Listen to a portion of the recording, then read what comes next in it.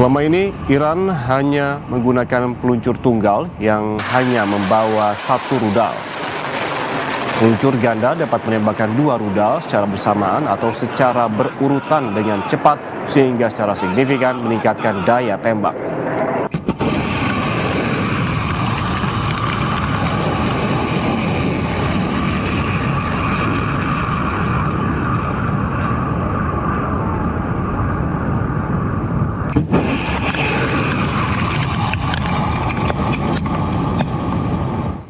Sementara itu, saudara, televisi pemerintah Iran mengumumkan gencatan senjata 2 pekan. Ini disebut sebagai kemenangan bersejarah dengan pengakuan kendali Selat Hormuz dan pencabutan sanksi. با بی‌اعتمادی کامل به طرف آمریکایی از روز جمعه 21 فروردین در اسلام آباد آغاز خواهد شد. Perundingan gencatan senjata akan dimulai di Islamabad, Pakistan pada 10 April 2026 dengan durasi awal 2 pekan dan bisa diperpanjang jika disepakati kedua belah pihak. Langkah ini, saudara, diharapkan dapat meredakan ketegangan setelah konflik intens di kawasan. Presiden Amerika Serikat Donald Trump menyatakan akan menangguhkan aksi militer terhadap Iran selama 2 minggu dan menegaskan gencatan senjata bersifat sementara namun penting bagi diplomasi.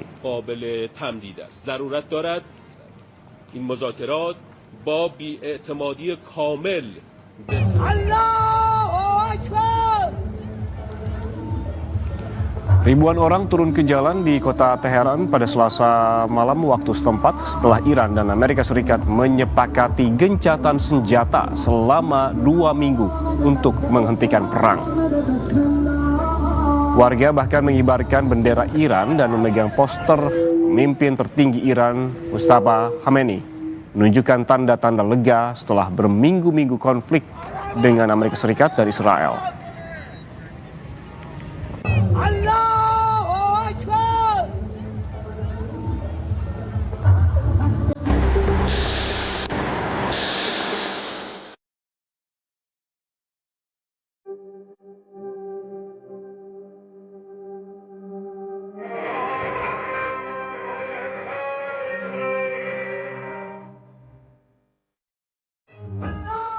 Warga Iran di kota Teheran bersorak. Mereka mengibarkan bendera Iran dan membawa poster bergambar pemimpin tertinggi Iran, Mustafa Khamenei, setelah Iran dan Amerika Serikat menyepakati gencatan senjata selama 2 pekan. Setelah 5 pekan saling membombardir dengan kerusakan masif, Amerika Serikat dan Iran sepakat melakukan gencatan senjata. Gencatan senjata yang diusulkan Pakistan disepakati Presiden AS Donald Trump hanya beberapa jam sebelum tenggat waktu ancaman Trump ingin meratakan Iran. Lewat akun Truth Social miliknya, Trump setuju menangguhkan pengeboman dan serangan ke Iran selama 2 pekan dengan syarat Iran segera membuka Selat Hormuz. Sementara Iran juga dikabarkan menerima tawaran Pakistan untuk gencatan senjata. Iran akan membuka lalu lintas maritim melalui Selat Hormuz selama 2 pekan. Jeda ini akan digunakan untuk pembicaraan dengan Amerika Serikat dalam mengakhiri perang. Dalam akun X, Menteri Luar Negeri Iran, Abbas Araghchi, menuliskan jika serangan terhadap Iran dihentikan, maka Angkatan Bersenjata Iran juga akan menghentikan operasi pertahanannya. Selama 2 pekan, jalur pelayaran aman melintasi Selat Hormuz akan dibuka melalui koordinasi dengan Angkatan Bersenjata Iran. Pemerintah Indonesia melihat kesepakatan gencatan senjata merupakan hal positif dalam upaya penyelesaian konflik kedua belah pihak. Semua pihak yang terlibat diharapkan menahan diri dan menepati kesepakatan. Pemerintah Indonesia menyambut baik kesepakatan gencatan senjata yang telah diumumkan selama 2 minggu antara Amerika Serikat dan Iran. Dan perkembangan ini tentunya mencerminkan adanya upaya dari para pihak-pihak yang terkait untuk tetap membuka ruang diplomasi, dan kita kembali menegaskan pentingnya untuk semua pihak terkait menahan diri secara maksimal, menghormati kedaulatan dan integritas teritorial, serta selalu mengutamakan dialog. Jumat depan mata dunia akan tertuju pada Islamabad dengan Perdana Menteri Pakistan Shehbaz Sharif sebagai mediator antara Amerika Serikat dan Iran. Negosiasi ini diharapkan mengakhiri perselisihan demi mencapai perdamaian yang permanen. Di sisi lain, Perdana Menteri Israel Benjamin Netanyahu menegaskan operasi militer terhadap Iran belum selesai meski gencatan senjata telah disepakati. Netanyahu bilang Israel telah meraih hasil besar, namun target operasi belum selesai dan akan dicapai lewat kesepakatan atau pertempuran. מדינת ישראל השיגה הישגים אדירים, הישגים שעד לא מזמן היו נראים דמיוניים לגמרי. יש לנו עוד יעדים להשלים, ואנחנו נשיג אותם, או בהסכמה, או בחידוש הלחימה. כי אנחנו ערוכים לחזור ללחימה בכל רגע שידרש. האצבע על ההדק. הלילה נכנסה לתוקפה הפסקת אש זמנית בת שבועיים בין ארצות הברית לבין איראן, בתיאום מלא עם ישראל. לא, הם לא הפתיעו אותנו ברגע האחרון. עכשיו אני מבקש להדגיש, זה איננו סיומה של המערכה. זו תחנה בדרך להשגת כל היעדים שלנו. Gencatan senjata Iran, AS dan Israel masih dipenuhi perbedaan versi di tengah laporan serangan baru di kawasan. Sementara di Lebanon, serangan Israel di Beirut menewaskan sedikitnya 112 orang dan melukai ratusan lainnya.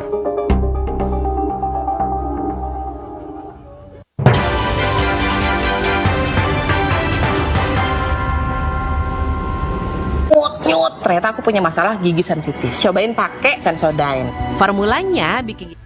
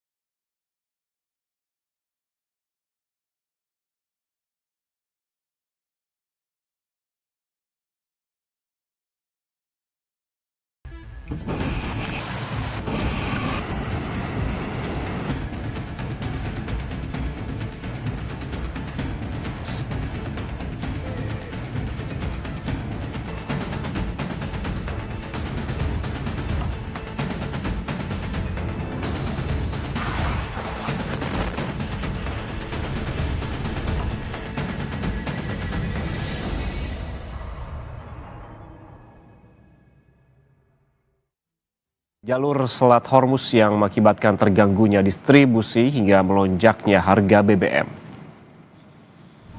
Sejumlah warga di Mississippi mengaku mendukung terjadinya gencatan senjata agar harga BBM kembali normal. Pasalnya, perang ini telah membebani pasokan bahan bakar global karena Selat Hormuz tetap menjadi titik penting bagi perdagangan internasional. Harga bensin kemungkinan akan tetap tinggi untuk beberapa waktu, bahkan jika perang berakhir, karena pengiriman dan produksi telah terganggu dan akan membutuhkan waktu untuk pulih.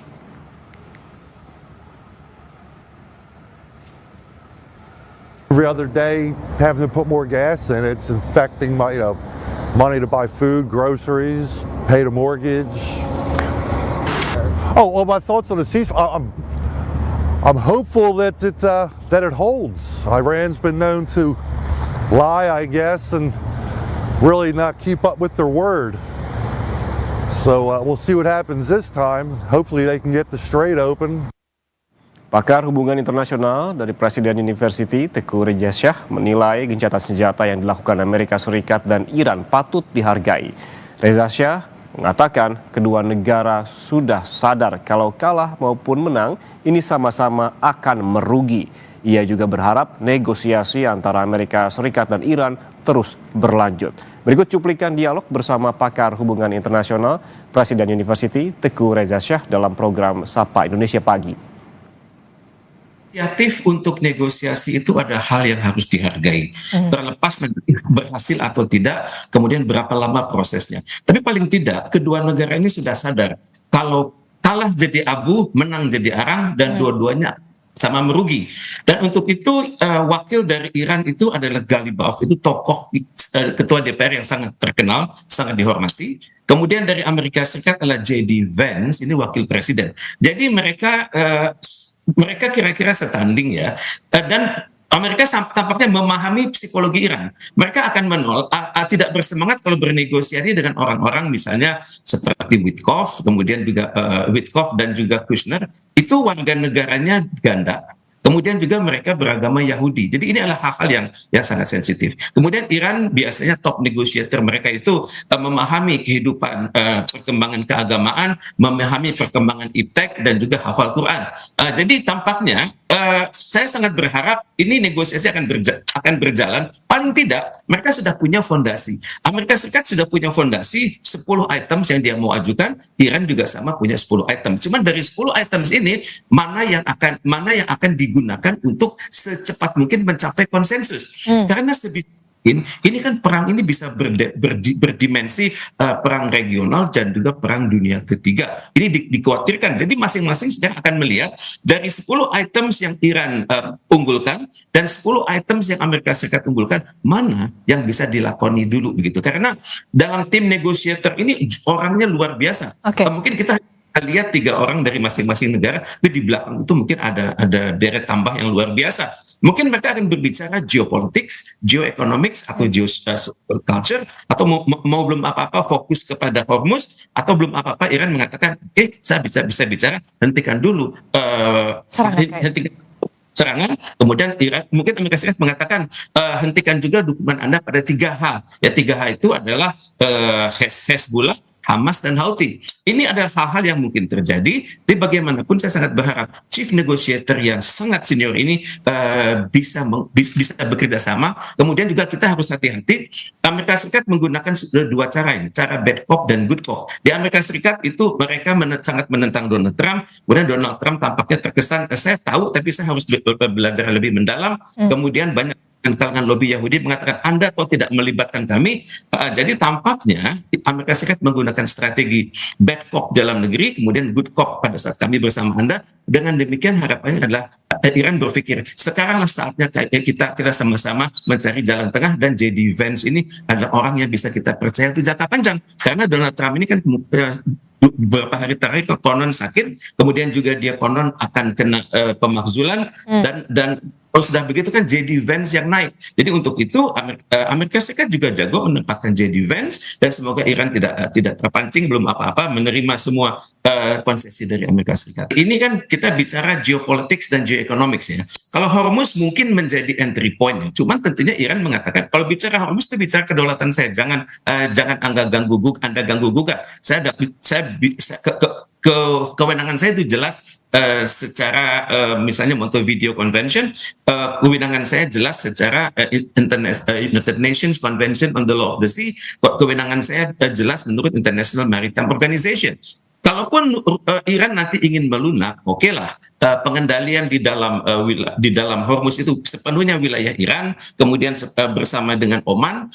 Tapi pada saat yang sama barangkali Iran akan mengatakan asuransi dari kami, kemudian nanti bayarannya itu menggunakan yuan. Mungkin ini yang akan membuat Amerika Serikat panik, karena kalau sudah terjadi suatu tradisi baru di mana pembayaran yang selama ini biasa petrodolar menjadi petroyuan, itu dampaknya akan dahsyat sekali. Dan mungkin Iran mungkin saja menggunakan kata-kata kunci itu, tapi nanti jalan tengahnya adalah berdirinya perusahaan-perusahaan asuransi Iran. Itu yang pertama. Dan yang kedua, nanti ada jaminan dari kapal-kapal tersebut untuk keluar dari wilayah Hormuz untuk misalnya sampai kepada Samudra Hindia. Kan ada laut-lautan tertentu dan ada negara-negara tertentu yang merasa pesisirnya itu wilayah kerja kami. Itu juga mungkin akan dipertimbangkan. Tapi kalau sudah menyangkut kewilayahan, menyangkut Hormuz, Iran posisinya adalah primus inter pares, saya sedikit lebih tinggi daripada Anda semua. Oke, kita bisa bikin keputusan yang baik bagi umat manusia.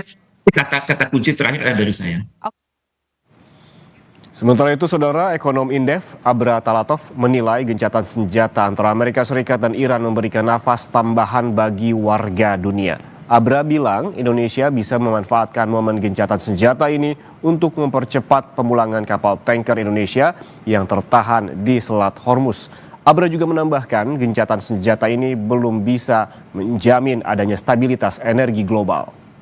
Kabar mengenai gencatan senjata Amerika dengan Iran kemarin tentunya memberikan nafas tambahan ya buat warga dunia. Ketegangan ini sedikit agak mereda ya, walaupun ini sangat dinamis ternyata. Kemarin harga minyak mentah langsung anjlok 15% ke level $91 per barrel, tapi dalam kurang dari 24 jam ya, karena Israel melakukan serangan ke Lebanon ya di 100 lokasi dalam hanya 10 menit, itu juga memicu reaksi dari Iran. Jadi meskipun kita sudah paham ya ada kesepakatan gencatan senjata ini, tetapi resiko gencatan senjata ini akan bisa tidak berlangsung ini juga besar gitu. Nah, artinya di sisi ini memang Indonesia perlu melihat kira-kira dalam jangka pendek ini peluang apa yang bisa kita ambil ya, khususnya ya yang menjadi prioritas pertama adalah mempercepat pemulangan 2 kapal tanker kita yang masih tertahan di Selat Hormuz. Kemudian juga karena ini harga minyak mentah dunia sedang anjlok, juga menjadi momentum juga untuk bisa mempercepat pengadaan ya tender untuk di bulan-bulan mendatang, karena harganya memang momentumnya lagi turun gitu Mbak. Jadi saya pikir ini lagi-lagi belum bisa menjamin adanya stabilitas energi global, tetapi kita berkejaran dengan waktu juga untuk bisa memenuhi pasokan di dalam negeri.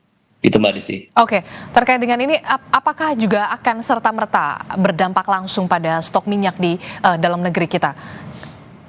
Iya, jadi kan kita sebetulnya menghadapi 2 tantangan utama. Pertama adalah resiko harga minyak yang terus melonjak, dan ini sama sekali tidak bisa kita kontrol. Pemerintah pun ya dalam skenarionya di dalam APBN ya sudah memastikan harga BBM subsidi tidak akan dinaikkan sampai akhir tahun, tetapi dengan prasyarat harga minyak mentah ataupun ACP itu rata-ratanya sepanjang tahun di bawah $100.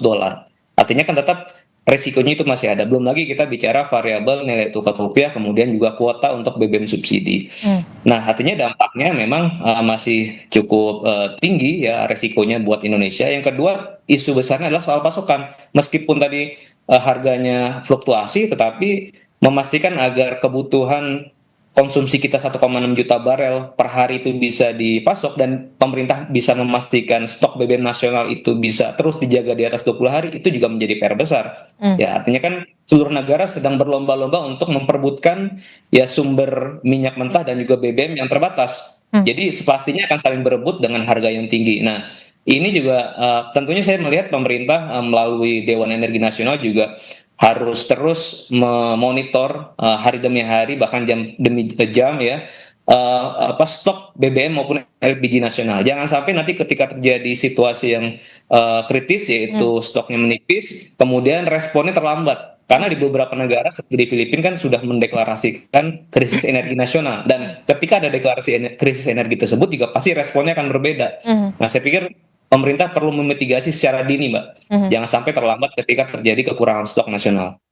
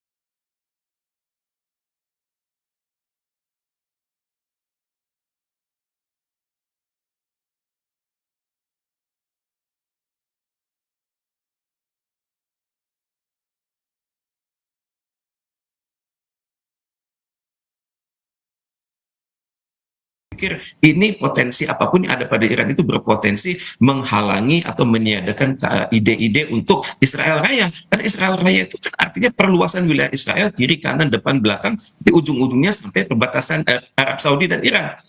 Kalau terjadi kekhawatiran bahwa dalam perundingan ini Israel itu lebih galak daripada Amerika Serikat, dan juga dalam posisi Amerika Serikat itu agak unik. Dalam item pertama itu mengatakan adalah ceasefire between US dalam kurung and Israel and Iran. Jadi ini nggak jelas apakah Amerika Serikat berunding untuk Israel juga ataukah hanya sendiri. Betul.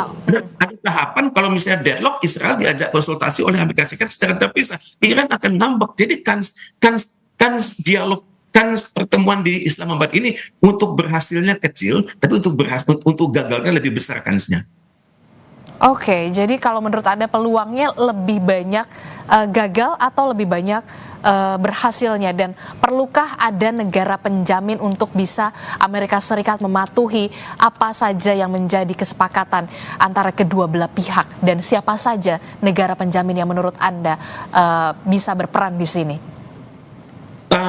Dalam saat ini semua pihak kan saling menduga-duga kan, di belakang Oman itu siapa, di belakang Perancis itu siapa, di belakang Pakistan itu siapa. Tentunya Amerika Serikat berpikir apakah Cina di situ.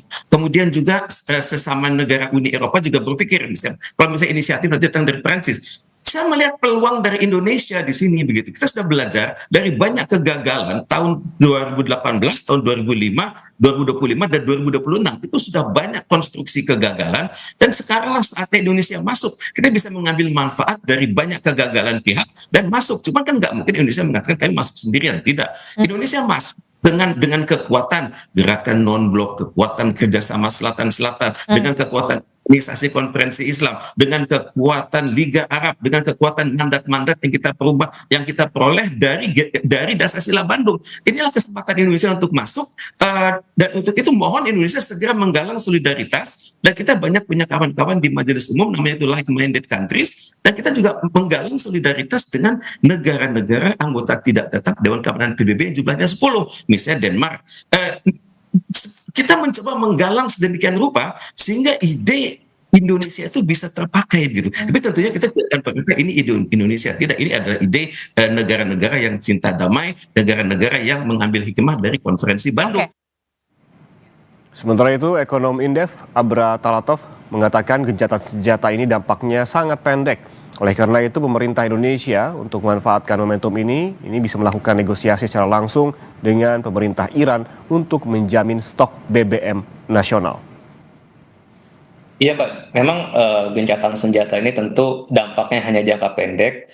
Oleh karena itu pemerintah harus berkejaran dengan waktu, ya, memanfaatkan momentum ini untuk melakukan negosiasi baik secara langsung kepada pemerintah Iran maupun melalui negara sahabat Iran yang lain, misalnya Rusia ataupun Tiongkok, untuk bisa melakukan negosiasi tadi. Dan kedua, juga tentunya perlu dipertimbangkan kira-kira alat tukar ataupun bargaining apa yang bisa digunakan. Nah, salah satunya yang bisa dijajaki ataupun dipertimbangkan adalah apakah dimungkinkan kita untuk melakukan pembelian ya minyak mentah ataupun BBM dari Iran. Ya walaupun mungkin secara volume tidak besar, tetapi paling tidak menunjukkan itikat baik bahwa kita ke depan ingin menjalin hubungan ekonomi yang lebih strategis. Artinya kan tadi kembali ke dalam sikap politik kita yang bebas aktif, yaitu bisa menjadi sinyalemen juga bahwa kita berada di posisi yang netral. Dan ini juga sebetulnya dilakukan oleh negara-negara lain seperti India dan Jepang pun, ya mereka secara realistis ya melakukan kerjasama. Bahkan India 7 tahun terakhir tidak pernah impor minyak dari Iran, akhirnya membuka ruang untuk melakukan importasi dari Iran. Jadi ya peluang-peluang tadi mungkin bisa dijajaki sebagai salah satu alat tawar kita untuk melakukan negosiasi agar kapal tanker kita masuk. Yang kedua adalah kebutuhan kita lagi-lagi untuk bisa menjamin stok BBM nasional ya ataupun stok energi nasional, karena pemerintah saat ini melalui Dewan Energi Nasional juga punya rencana untuk meningkatkan stok BBM menjadi cadangan penyangga energi atau CPE menjadi 30 hari. Itu kebutuhan untuk minyak mentahnya sekitar 34 juta barel. Artinya ada lonjakan kebutuhan pasokan dalam jangka pendek, itu kan tidak mungkin bisa penuhi ya dengan kondisi normal gitu. Artinya percepatannya selain dari Timur Tengah juga dari wilayah non Timur Tengah. Apalagi ini kalau tadi Prof Reza juga menyampaikan masih ada resiko terjadinya ketegangan ke depan ya, ketika nanti dikhawatirkan ya ketegangan masih berlanjut dan meluas. Yang kita khawatirkan selain Selat Hormuz adalah Selat Bab al-Mandab. Ketika itu juga terjadi blokade, itu dampaknya bisa jauh lebih besar lagi karena kita juga punya kebutuhan impor melalui Selat Bab al-Mandab juga, dan juga bahkan ekspor impor untuk barang-barang yang lain gitu Mbak. Jadi lagi-lagi ini kita harus bisa ukur dampaknya terhadap stok BBM nasional dan juga utamanya terhadap beban fiskal kita. Karena pemerintah punya limitasi juga untuk bisa menyiapkan bantalan ketika terjadi tambahan subsidi dan kompensasi energi. Oke, selain juga menjaga bagaimana stok BBM nasional ini tetap aman, begitu yang kemudian menjadi perhatian kita bersama adalah dampak ekonomi juga. Karena kalau kita lihat ya, beberapa hari belakangan ini harga plastik naik. Kemudian harga kedelai ya menyebabkan ukuran tahu dan juga tempe harus diperkecil begitu ya, karena kedelai impor ini harganya juga sudah mulai naik begitu. Termasuk juga pupuk juga naik begitu. Apa dampak ekonomi yang kemudian bisa dirasakan langsung oleh masyarakat selain kenaikan harga ini? Dan apa yang langkah harus diantisipasi oleh pemerintah menurut Anda, Mas Abrar? Ya Mbak Disti, jadi kan pemerintah akhir Maret kemarin sudah memutuskan harga BBM baik subsidi maupun non subsidi itu tidak dilakukan koreksi harga, tidak naik. Sebetulnya itu menjadi salah satu strategi juga untuk bisa menekan lonjakan inflasi, karena resiko inflasi dari komponen barang lain juga masih besar, terutama dari komoditas pangan. Kita tahu bahwa kebutuhan buat bahan baku pupuk kita juga masih banyak dari luar. Kemudian tadi untuk bahan baku industri juga mengalami tekanan ganda karena harganya naik. Yang kedua juga tekanan nilai tukar rupiah. Artinya memang pemerintah dengan ketersediaan fiskal yang terbatas ya harus memilih ya kira-kira intervensi mana yang paling tepat, efektif untuk tidak bisa tidak memicu inflasi yang jauh lebih tinggi, karena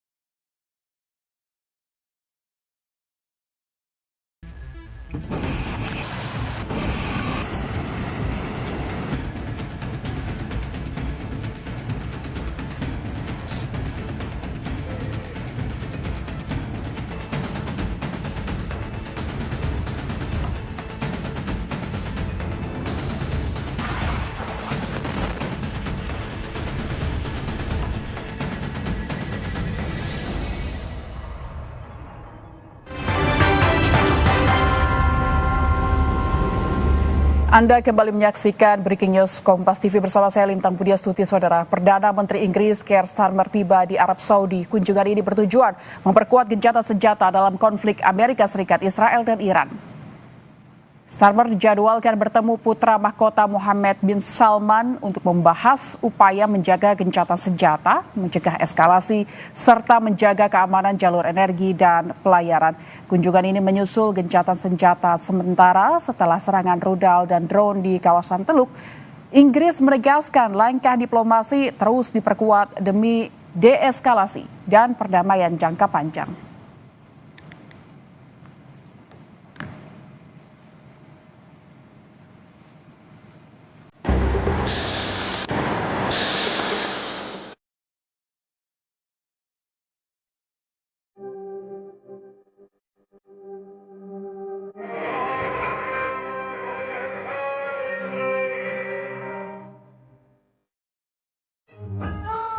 Warga Iran di kota Teheran bersorak. Mereka mengibarkan bendera Iran dan membawa poster bergambar pemimpin tertinggi Iran, Mojtaba Khamenei, setelah Iran dan Amerika Serikat menyepakati gencatan senjata selama 2 pekan. Setelah 5 pekan saling membombardir dengan kerusakan masif, Amerika Serikat dan Iran sepakat melakukan gencatan senjata. Gencatan senjata yang diusulkan Pakistan disepakati Presiden AS Donald Trump hanya beberapa jam sebelum tenggat waktu ancaman Trump ingin meratakan Iran.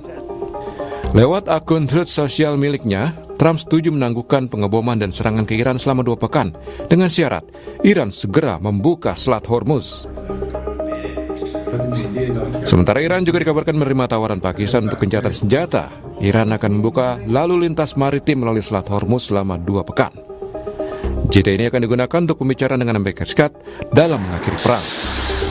Dalam akun X, Menteri Luar Negeri Iran, Abbas Araghchi, menuliskan jika serangan terhadap Iran dihentikan, maka Angkatan Bersenjata Iran juga akan menghentikan operasi pertahanannya.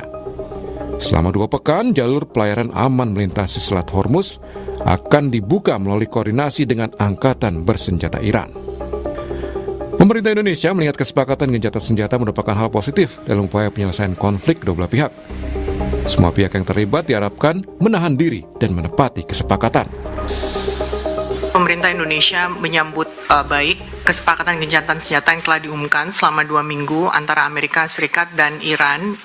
Dan perkembangan ini tentunya mencerminkan adanya upaya dari para pihak-pihak yang terkait untuk tetap membuka ruang diplomasi, dan kita kembali menegaskan pentingnya untuk semua pihak terkait menahan diri secara maksimal, menghormati kedaulatan dan integritas teritorial, serta selalu mengutamakan dialog. Jumat depan mata dunia akan tertuju pada Islamabad dengan Perdana Menteri Pakistan Shehbaz Sharif sebagai mediator antara Amerika Serikat dan Iran. Negosiasi ini diharapkan mengakhiri perselisihan demi mencapai perdamaian yang permanen. Di sisi lain, Perdana Menteri Israel Benjamin Netanyahu menegaskan operasi militer terhadap Iran belum selesai meski gencatan senjata telah disepakati. Netanyahu bilang Israel telah meraih hasil besar, namun target operasi belum selesai dan akan dicapai lewat kesepakatan atau pertempuran. מדינת ישראל השיגה הישגים אדירים, הישגים שעד לא מזמן היו נראים דמיוניים לגמרי. יש לנו עוד יעדים להשלים, ואנחנו נשיג אותם, או בהסכמה, או בחידוש הלחימה. כי אנחנו ערוכים לחזור ללחימה בכל רגע שידרש. האצבע על ההדק. הלילה נכנסה לתוקפה הפסקת אש זמנית בת שבועיים בין ארצות הברית לבין איראן, בתיאום מלא עם ישראל. לא, הם לא הפתיעו אותנו ברגע האחרון. עכשיו אני מבקש להדגיש, זה איננו סיומה של המערכה. זו תחנה בדרך להשגת כל היעדים שלנו. Gencatan senjata Iran, AS dan Israel masih dipenuhi perbedaan versi di tengah laporan serangan baru di kawasan. Sementara di Lebanon, serangan Israel di Beirut menewaskan sedikitnya 112 orang dan melukai ratusan lainnya. Meski Amerika Serikat dan Iran menyetujui gencatan selama 2 minggu, namun Israel menyebut akan tetap menyerang Hizbullah di Lebanon. Hal itu membuat warga Lebanon khawatir.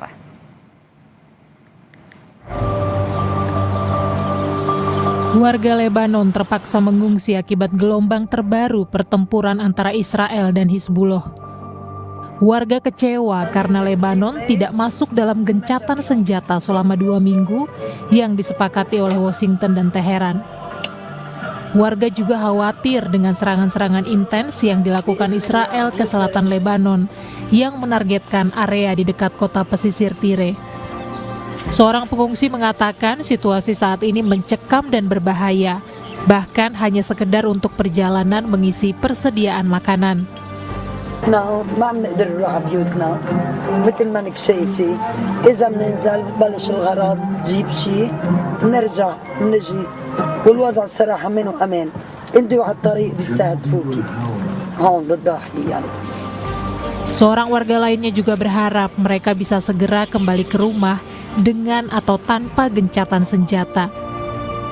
بشوف انه هديت بايران يعني نحن بدنا نروح شو ما كلف الامر بدنا نروح على بيوت بدنا نرجع ناطرين هلا للوقت ل9 12 لنمشي شو ما صار ان شاء الله خير. Sebagian besar wilayah selatan Lebanon adalah wilayah penguasaan kelompok militan Hizbullah.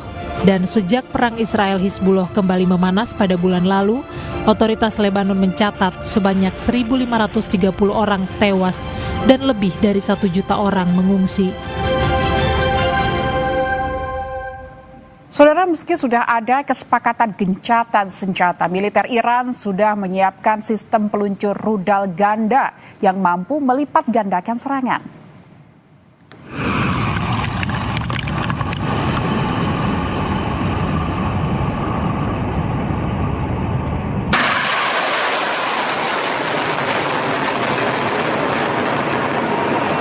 Selama ini Iran hanya menggunakan peluncur tunggal yang hanya membawa 1 rudal, saudara. Peluncur ganda dapat menembakkan 2 rudal secara bersamaan atau secara beruntutan dengan cepat sehingga secara signifikan meningkatkan daya tembak.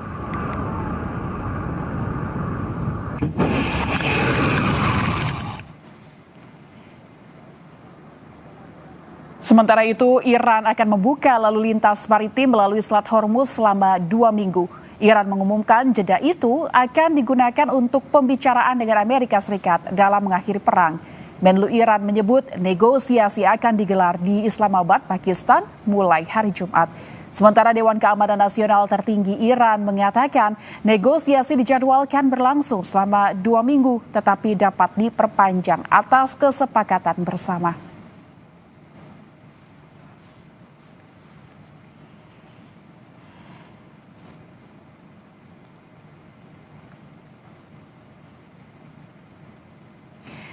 Selama 2 minggu, jalur aman melalui Selat Hormuz akan dimungkinkan melalui koordinasi dengan angkatan bersenjata Iran dan dengan mempertimbangkan keterbatasan teknis, tulis Menteri Luar Negeri Iran Abbas Araghchi di akun X.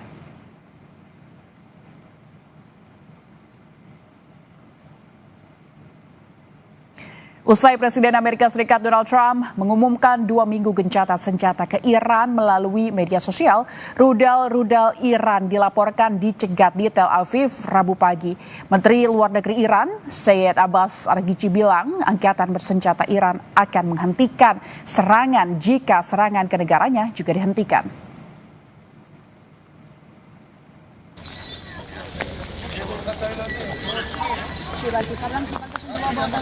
Sementara sedikitnya 3 orang terluka akibat serangan di Tel Sheva, Israel Selatan setelah sebuah rudal Iran diduga jatuh di jalan.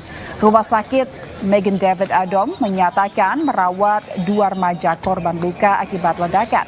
Peristiwa ini terjadi usai Trump melalui medsosnya Truth Social mengumumkan setuju menangguhkan serangan ke Iran selama 2 minggu.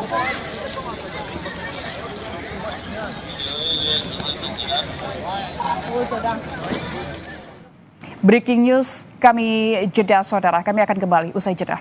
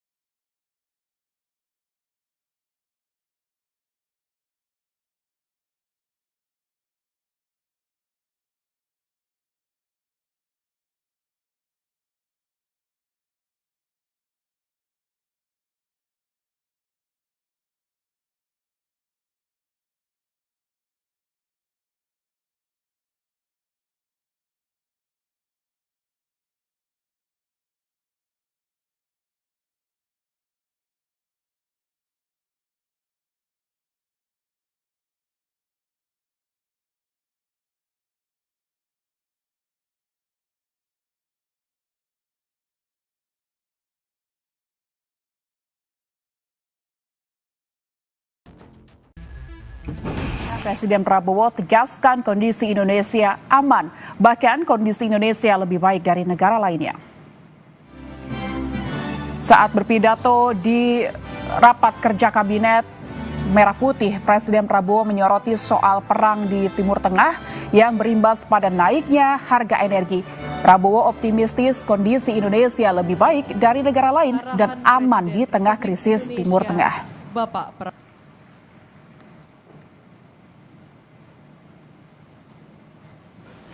Jadi saudara-saudara, apa yang kita alami sekarang, krisis yang terjadi di Timur Tengah yang membuat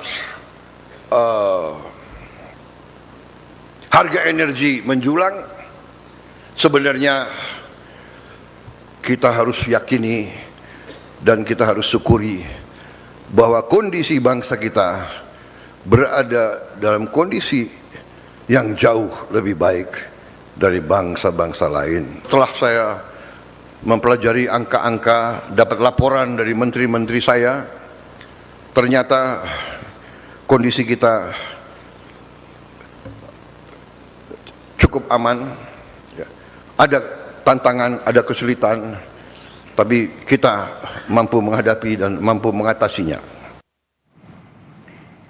PBB merilis hasil awal penyelidikan atas gugurnya 3 pasukan penjaga perdamaian Indonesia di Lebanon Selatan.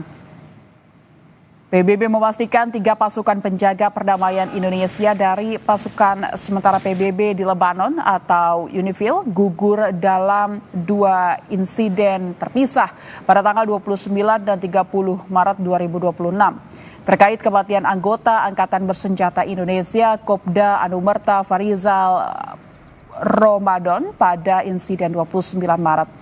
Mengenai insiden kedua pada 30 Maret, Mayor Infanteri Anumerta Zulmi Aditya Iskandar dan Serka Anumerta Nur Ihwan gugur akibat bom rakitan yang dipicu oleh kawat jebakan yang kemungkinan dipasang oleh Hizbullah.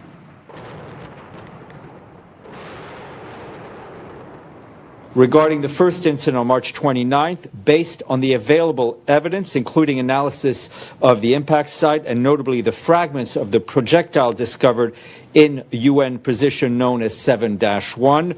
The projectile was a 122-millimeter tank main armament round fired by an Israeli Defense Force Merkava tank from the east in the direction of Taiba. With reference of the incident on March 30th, based on the available evidence, including the analysis of the site of the explosion, the impacted vehicle, and a second improvised explosive device that was discovered in the same nearby on the same day. That explosion we can say was caused by victim advocated, which is a tripwire IED. The investigation has assessed that given the location of the incident and the nature of the explosion and the current context, the IED was most likely placed by Hezbollah.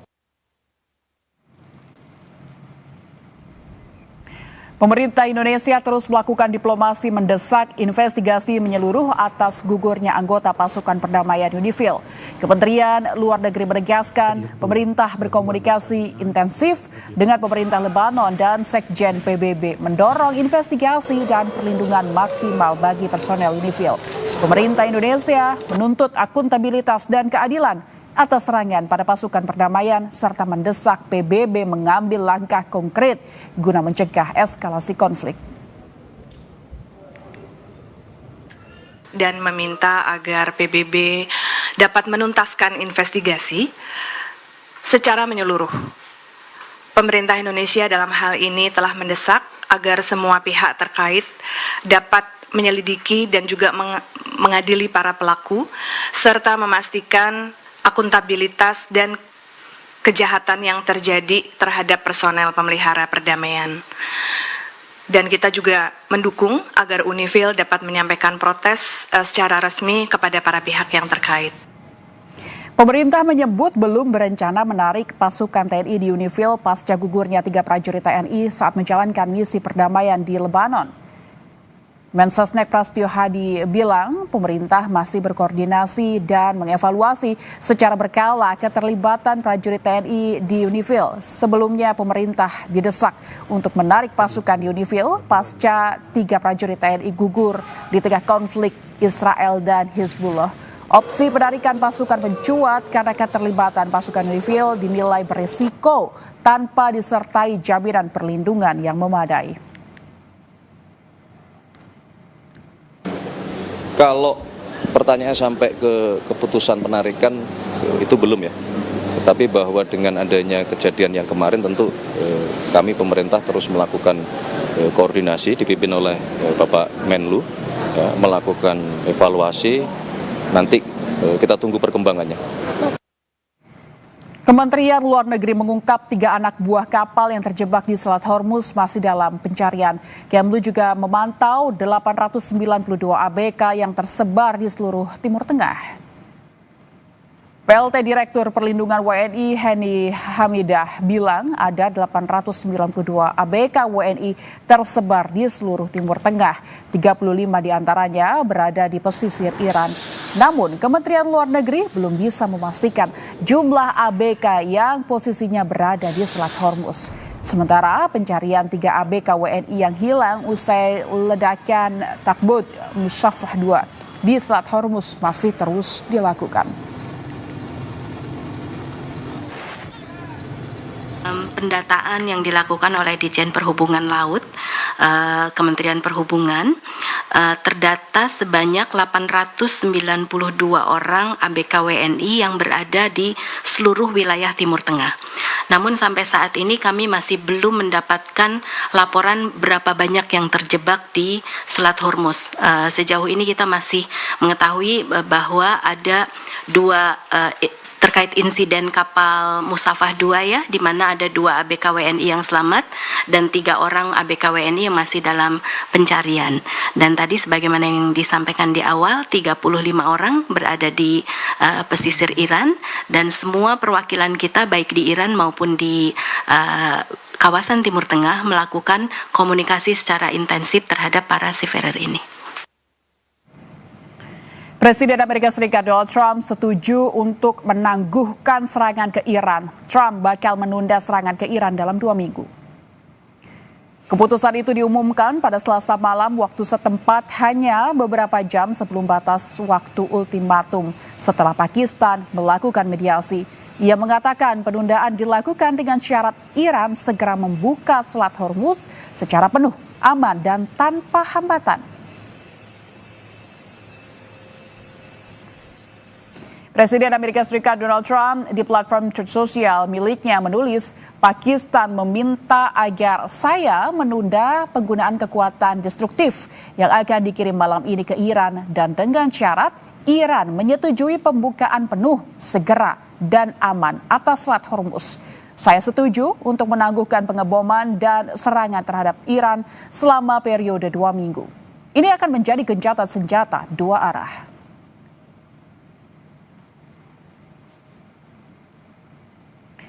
Pakar Strategi Pusat Pengkajian dan Penerapan Angkatan Udara Agung Sasongko Jati mengatakan gencatan senjata antara Amerika Serikat dan Iran terjadi karena Presiden Amerika Serikat Donald Trump perlu memperbaiki kondisi ekonominya. Pasalnya, dengan ditutupnya Selat Hormuz membuat harga BBM di Amerika Serikat naik.